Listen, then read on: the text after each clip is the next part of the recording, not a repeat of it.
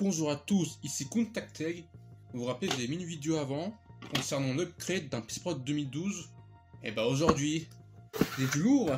J'ai une RTX 4090 laptop de 16 Go en format MXM. Une 4090 laptop, c'est l'équivalent d'une 4080 d'un PC de tour. C'est une puce AD103 de la génération AD Lovelace sortie en 2023 et en 2024. Qu'est-ce qu'on attend? On va installer directement sur le PC. On va enlever l'ancien carte graphique, ce qui est la RTX 4080. Voici la 4080 que j'avais mise avant. Pas très propre, la mise en place n'est pas thermique. On va comparer les deux. On peut bien y voir. Les deux puces sont différentes. La 4080 a une AD104. La 4090 a une AD103. Également, on peut bien y voir qu'on a deux puces de VRAM en plus, comparé à la 4080 qui a aucune puce VRAM à gauche. Désolé pour la pâte thermique, une PTF 1950 que j'ai acheté à Amazon et c'est de la Camelot. C'est très dur d'appliquer et d'installer sur le silicium. Voici la carte graphique arrière sur le PC. Voici mon PC 2012, dont il y a un Intel Xeon 2012. C'est un Xeon E5 2690 V2 de 10 cœurs. Voici, on a démarré. On peut bien voir que la carte graphique, on a une RTX 3000. Puis on peut bien voir que sur le gestionnaire des périphériques, qu'on a deux cartes graphiques dictées. Donc un qui est la 4090. Il faudra installer driver. Là, je suis en train d'installer driver. J'ai déjà fait un tutoriel complet sur ma vidéo précédente, comment installer driver non signé sur le PC portable. Parce que les drivers Nvidia, ils ont une liste de base. Ce sont des listes qui sont stockées dans des fichiers INF. Les fichiers INF, bah, ils ont tous les identifiants numériques de chaque carte graphique. Malheureusement, le nôtre n'a pas son identifiant dans la liste.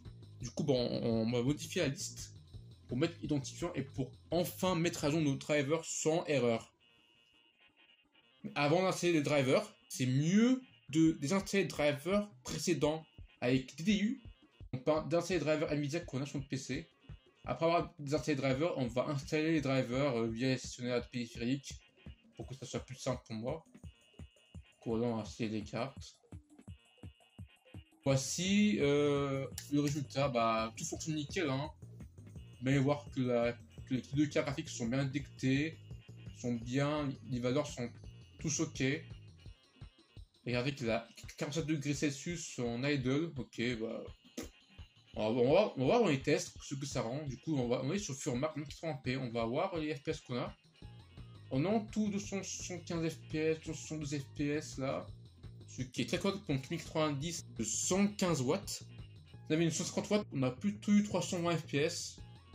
On a monté de 40 degrés en 1 minute. Notre Ventira n'est pas très ouf. On va lancer un benchmark qui s'appelle Combustor pour voir nos performances.